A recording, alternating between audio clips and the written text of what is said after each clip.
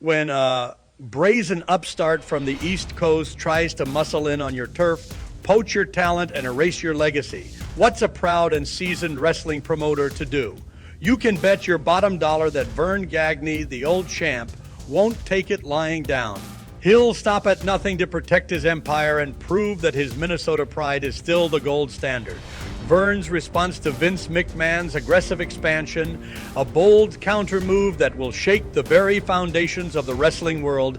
He'll join forces with his old allies in the NWA, mixing their strengths with the AWA to create a night of champions that will be the talk of the town. It's a move that will make the wrestling world sit up and take notice and remind everyone why Vern Gagne is a legend in his own right. After the devastating losses of Super Sunday '83, Vern was forced to regroup and reassess. He watched as Hulk Hogan and other stars defected to the WWF, leaving him to pick up the pieces. But Vern's not one to give up easily. He'll swallow his pride and realign with the NWA, even if it means eating crow after 25 years of independence. The goal is clear: to take down Vince McMahon and prove that the AWA is still the superior promotion. Vern's got a fire in his belly, and he's ready to unleash it on the world. He'll don his University of Minnesota Wrestling Letterman jacket, chant the Minnesota Rouser, and show Vince McMahon what it means to mess with the old champ. This is for the fans who bleed, A, red, white, and blue, who come to the reunions to celebrate the pride of Minnesota. When McMahon comes to our backyard, we'll come to his and we'll show him that we didn't expand into New York because we didn't want to, but because we can.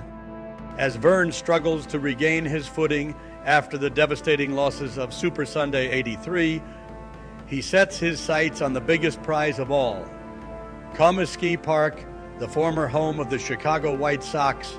On September 28, 1985, the AWA will host Superclash '85, a show that will be the ultimate test of Vern's mettle. Will he emerge victorious, or will Vince McMahon finally get the better of him?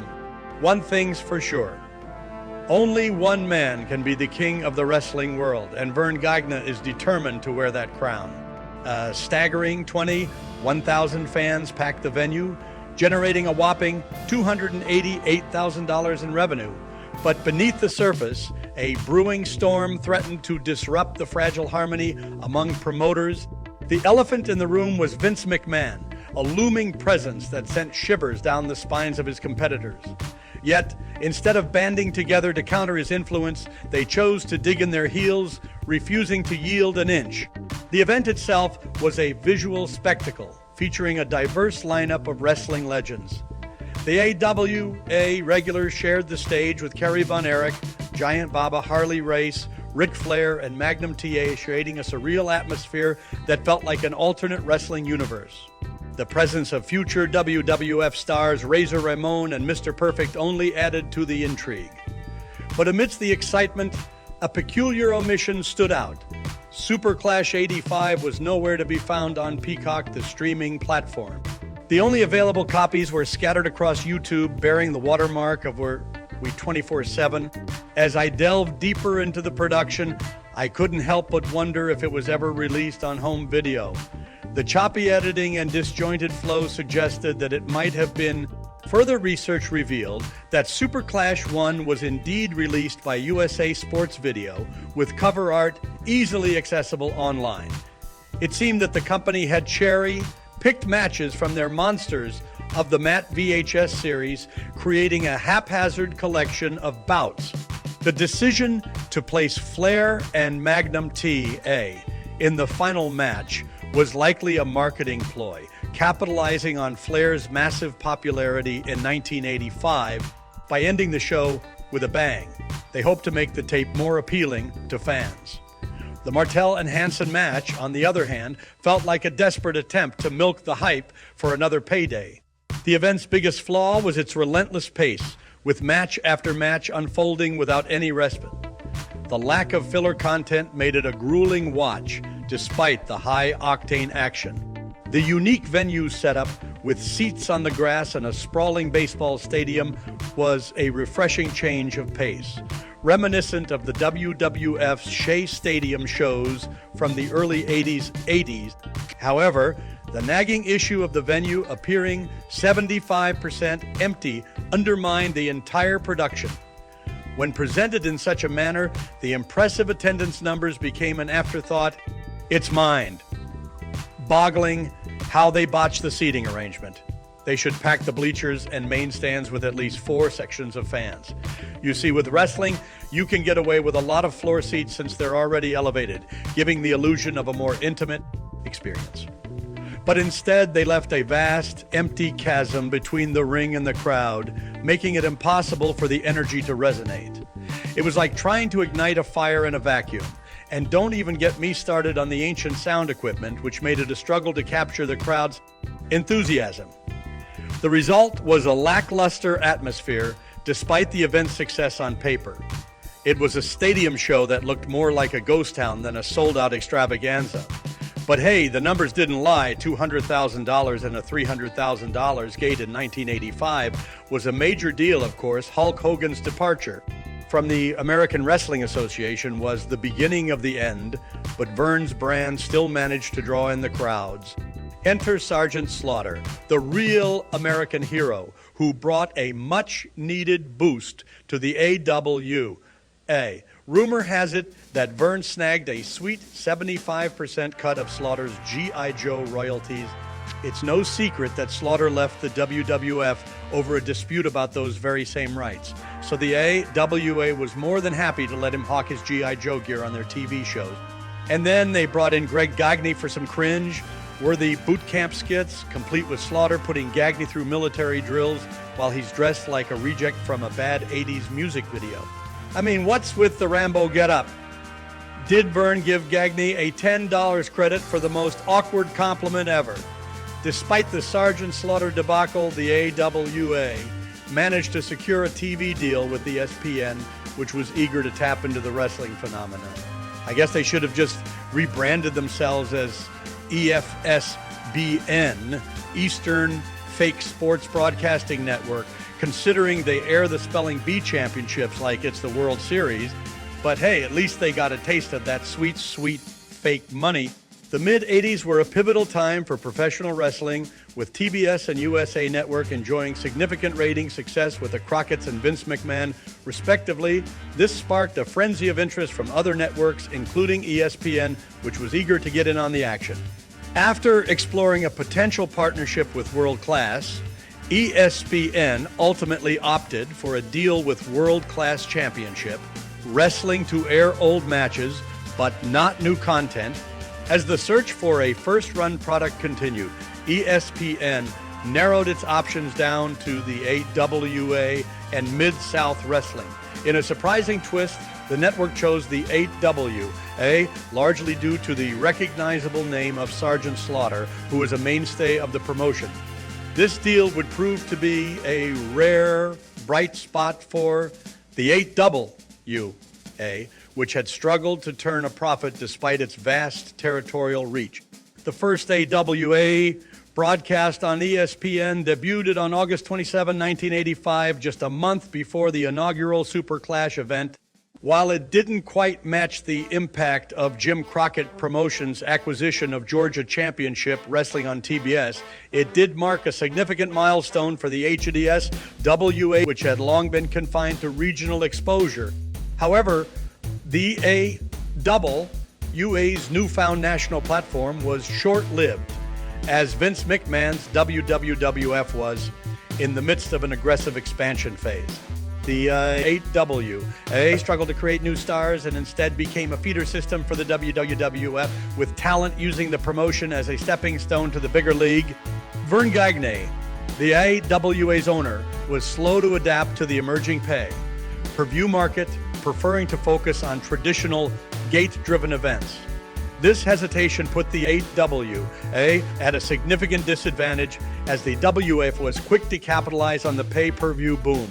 The AWA's eventual foray into pay-per-view with Superclash 3 was met with dismal returns. Despite these challenges, the AWAs did produce some memorable episodes on ESPN, including a legendary New Year's Eve 1985 broadcast featuring a bloody 60-minute draw between Nick Bockwinkel and Curt Hennig. This match showcased Vern's efforts to create compelling content and boost ratings. The AWA's ESPN broadcasts were initially taped at the Tropicana in Atlantic City, New Jersey. Strategic move to expand into the Northeast and counter the WF's growing influence. However, these events proved unfeasible, and the promotion eventually shifted to the Showboat in Las Vegas, which became synonymous with the AWA on ESPN. While the revenue generated from these broadcasts was welcome, it was ultimately insufficient to offset the lack of ticket sales. Vern's barter deal with his syndicated network, which covered various markets, did provide some additional revenue. However, the WWF's aggressive expansion and willingness to absorb other promotions made it increasingly difficult for the AWA to remain competitive.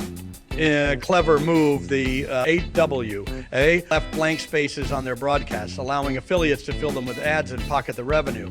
This savvy strategy created a new stream of income. Around the same time, the AWA entered into a doomed merchandising deal with Remco, which led to the creation of WA action figures in 1985, a full year before the WWF launched its own line with LJN. It's a little-known fact that's sure to blow the minds of wrestling enthusiasts.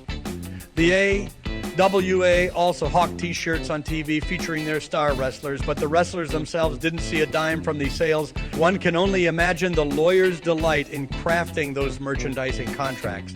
In 1984, McMahon set his sights on the AWA's backyard, bringing his WWF to the Met Center in Bloomington, Minnesota for the first time. The card was stacked with familiar faces, including Brian Blair, Mad Dog Vachon, and Andre the Giant, a deliberate attempt to confuse fans into thinking it was an AWA show. But once the dust settled, McMahon did little with these talents. The main event saw Hulk Hogan defeat David Schultz in a bloody battle, while an 18-man battle royal featured 15 wrestlers who had either worked for or were currently with the American Wrestling Association. Meanwhile, Vern Gagne was forced to send Wally Carbo on the local affiliate AWA show to inform fans that there would be no wrestling in the Twin Cities that night, a desperate attempt to counter McMahon's aggressive expansion. But McMahon wasn't done yet.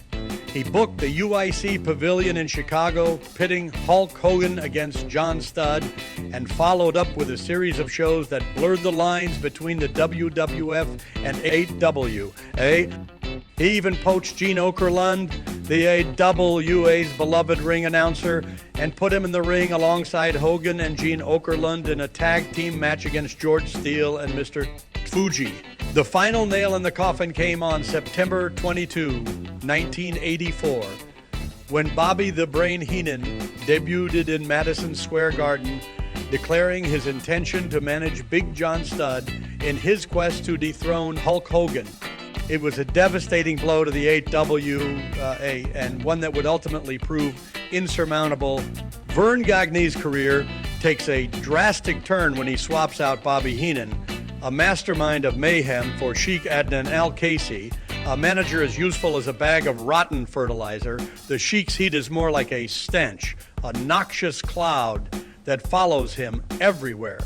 It's a stark reminder of Heenan's importance to Vern's stable of stars, from Bockwinkel to Stevens to Lanza. Meanwhile, Heenan is thriving under Vince McMahon's wing, making a bigger impact than ever. As Vern struggles to regain his footing in 1984, Vince is on a tear, cherry-picking opponents and waiting for the perfect moment to strike. It's a tough year for Vern, but it sparks an innovative response. Pro Wrestling USA. This bold initiative brings together promoters from across the country, including Vern Jim Crockett, Bill Watts, Fritz Von Erich, and Eddie Graham, to present a united front against Vince's encroaching empire. Pro Wrestling USA is a joint production between the AWA and NWA, featuring the cream of the crop from non-McMahon territories. The plan is to air a weekly TV show, showcasing the likes of Flair, Bockwinkel, Dusty Rhodes, Jerry Lawler, and Kerry Von Erich. Vern leverages his connection with WGN in Chicago, which also owns WPIX in New York, to secure a prime spot on the latter network. The goal is to put the best of the territories under one banner, week in and week out. Vern Gagne meets with the promoters in Chicago to discuss their TV coverage, which extends beyond WGN and WPIX to include KTLA in Los Angeles. Each week they feature a new territory filmed live in an arena rather than a dingy TV studio. The concept is revolutionary, but the execution proves tricky. As the promoters and wrestlers work together, old rivalries and egos begin to resurface, threatening to derail the entire project. Despite the challenges, Pro Wrestling USA manages to get off the ground with some truly unforgettable shows that can still be seen on YouTube. However, the distrust and infighting that eventually emerge are a testament to the difficulties of keeping such a diverse group of strong personalities in line. As Vern Gagne recalls, even the planning stages were fraught with tension, like the time they were set to film a show at the Cow Palace in San Francisco, a city with a long history of TV coverage. Vern Gagne, the cunning promoter, swooped into the San Francisco territory when Roy Shire's empire was on shaky ground. Vern partnered with Ray Stevens, and together they replicated the same formula that Vince McMahon was using to dominate his own territory. The plan was to create a buzz around a Mad Dog Cage match series, which would culminate in a massive show in San Francisco after a year-long build-up. To generate hype, they sent 4 weeks' worth of promotional tapes to the local TV station. However, just as things were falling into place, the TV station dropped a bombshell. Vince McMahon had offered them a barter deal where he'd pay $2,000 to air his show at the exact same time slot as Vern's. Vern countered with a $2,500 bid, but Vince upped the ante to $3,000. The bidding war continued, with Vern eventually offering $3,500, contingent upon the station's guarantee to air his show. The station director agreed, but ultimately, the show never made it to air. It turned out that Vince had sweetened the deal to $5,000 per week, and the station couldn't resist. Vern's AWA's tapes were sent back unaired and unwanted. The same scenario played out in Minneapolis, where Vern had a long-standing relationship with the local Twin Cities TV station. However, Vince arrived with a briefcase full of cash, reportedly $250,000, to secure a deal that would push Vern's TV show out of the way. At a meeting of promoters, the discussion turned to how they would feature talent, get them over with the audience, and avoid conflicts. The debate centered around who would book the shows, with different promoters pushing for their own favorites. The NWA Night of Champions event on May 29, 1984, at the Meadowlands was a prime example of this territorial tug of war. The Road Warriors, under AWA contract, clashed with King Kong Bundy and Jimmy Valiant, while Ric Flair and Ricky Steamboat battled for the NWA World Championship in a match that left fans in awe. This bold move onto Vince's turf sparked a fierce response. Vern Gagne recalled how they attempted to run a Thanksgiving show in St. Paul, only to be outbid by Vince, who offered the Civic Center a more lucrative deal. Paid up front for the next 3 years, AWA's Thanksgiving tradition was no more, and Vince was reveling in his victory. Ironically, this concept of showcasing top talent from various territories was eerily similar to Vince McMahon's own brainchild, All American Wrestling, which debuted on the USA Network in August 1983. Vince had pitched the idea to his promoter friends, asking them to send tapes of their best wrestlers, which he would then feature on national cable to create a new generation of stars. It seemed that Vern and the other promoters were playing catch-up to Vince's vision. Vern Gagne's ego was running wild, convinced he'd be the mastermind behind Pro Wrestling USA, reaping the financial rewards of his matches on the big stage and ultimately taking down the mighty Vince McMahon. But let's get real. Jim Crockett and his right-hand man, the visionary Dusty Rhodes, were the ones who truly had the power to put Vince in his place. Crockett had the dynamic duo of Flair and Rhodes, while Vern was left with nothing but a dwindling legacy. At Superclash 1, we're treated to a rare gem, a match between Ric Flair and Magnum T, a precursor to the infamous I Quit match at Starrcade 85. Tragically, Magnum's career was cut short by a devastating motorcycle accident just as Dusty was poised to catapult him to the top of the NWA mountain. This main event gives us a glimpse into what could have been had fate not intervened. But as the promoters gathered to divvy up the spoils, the whole operation began to unravel. Vern's story is marked by a pattern of broken promises and deceit. Vern Gagne revealed that David Crockett was secretly poaching talent, including Jerry Blackwell, in the locker room at Comiskey Park. This betrayal of trust marked the beginning of the end for Pro Wrestling USA. As Greg put it, someone was going to screw us before we got screwed. Rumors swirled about the Gagnes misrepresenting the gate, further fueling the distrust. The dispute ultimately led Crockett to pull the plug on the partnership, canceling two major events featuring AWA, NWA, and JCP talent. The remaining promoters decided to cut their losses, leaving Crockett out in the cold. They realized that if he was going to sabotage their events and steal their talent, they were better off without him. And so Pro Wrestling USA, a concept that had promised so much, was doomed to fail in 1984 and 85, a casualty of ego, greed, and broken trust. The timing couldn't have been more perfect.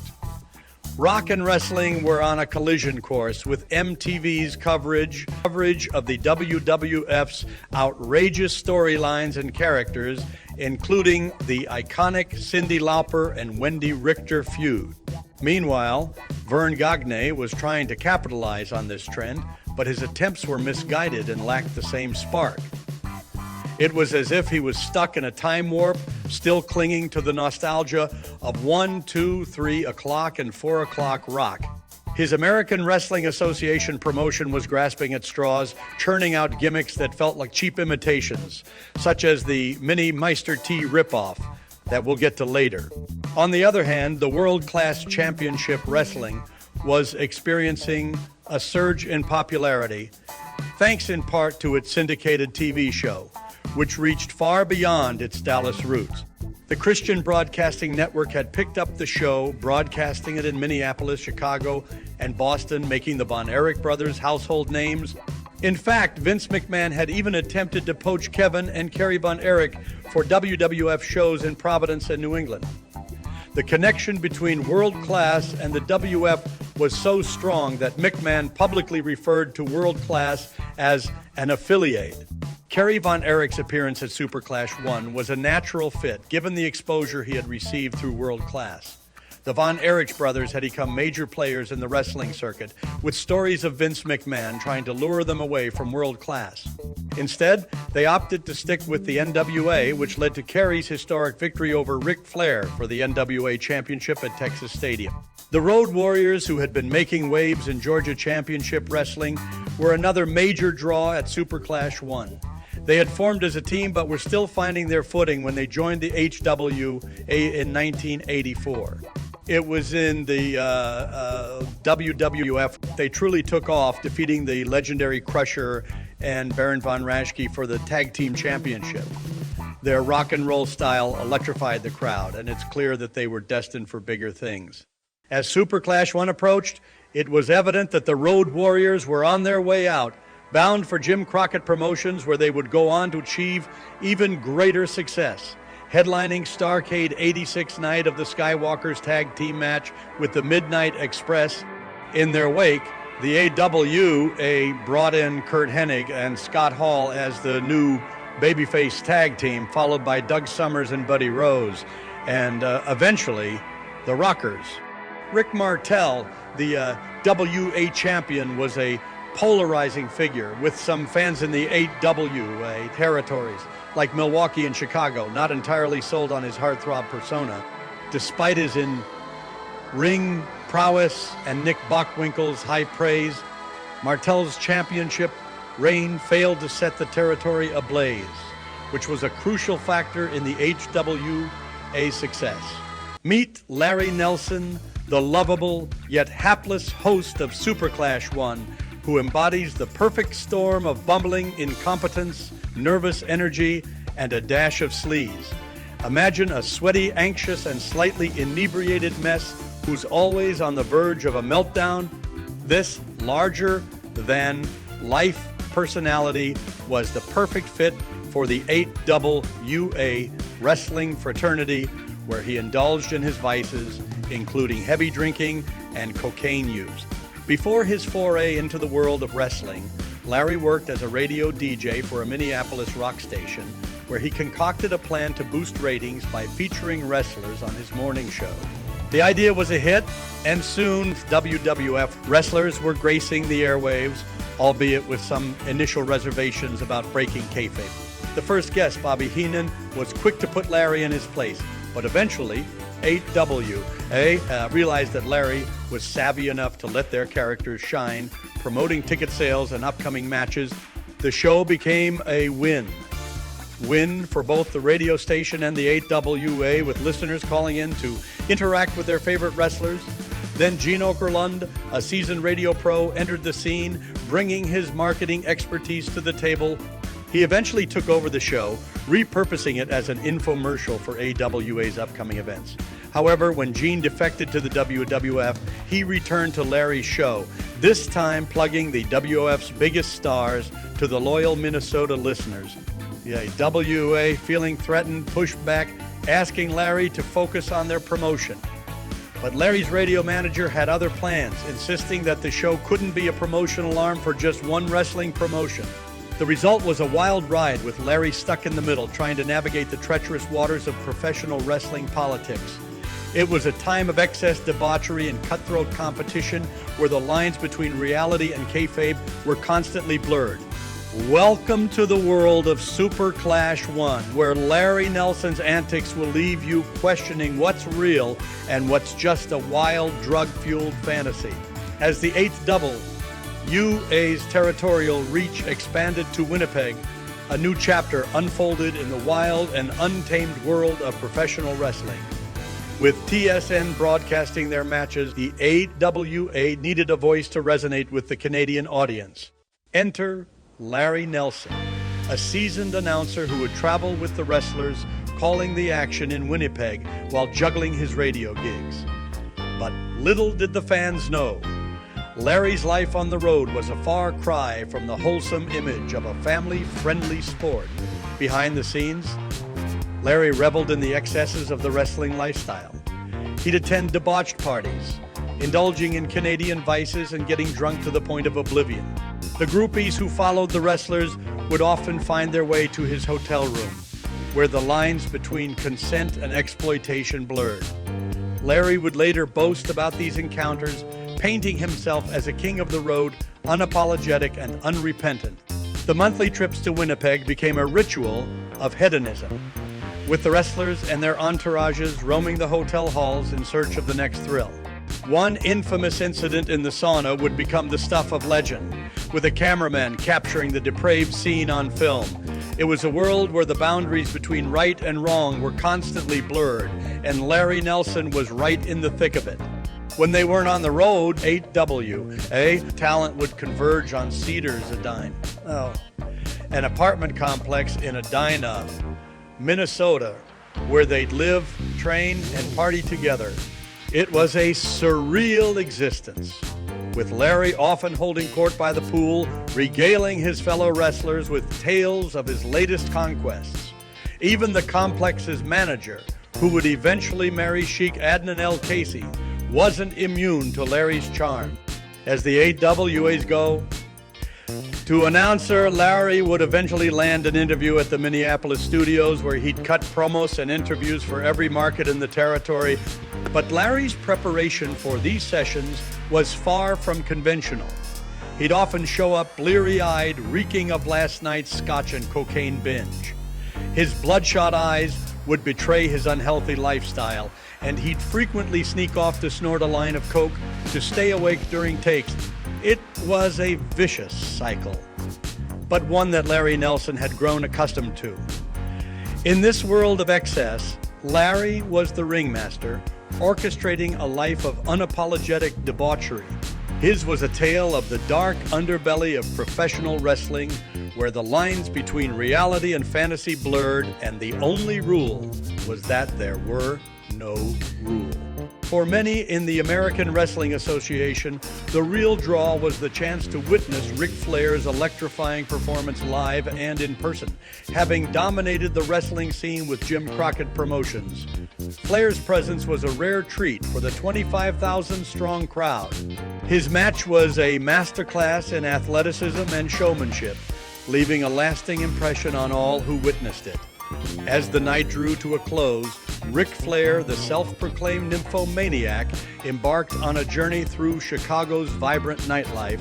He stumbled upon a club that showered the AWA crew with free drinks, and Rick, being Rick, took full advantage of the generosity. Later, he returned to his hotel room, where he was greeted by Baron von Raschke, Kathy, and Beth Gagne, who were heading to the hotel bar for a nightcap. As they sipped their drinks, Ric Flair, flush with cash from his lucrative performance, made a beeline for Kathy Gagne. He was determined to impress her, ordering bottles of Dom Perignon champagne to celebrate Beth's birthday. But what Flair didn't know was that Kathy was playing a clever game of her own. While he lavished her with shot after shot, she was only drinking one out of every three, cleverly pacing herself. Meanwhile, Larry was happy to chug his drinks and slip Kathy his empty glasses, oblivious to the fact that he was getting drunker by the minute. As the night wore on, Larry felt like he was on top of the world. He didn't care that wrestling was a stage spectacle. As long as the party was raging and the ladies were lavishing him with attention, he was in his element. For Larry, it was all about the pursuit of pleasure, and he was determined to indulge in every way possible.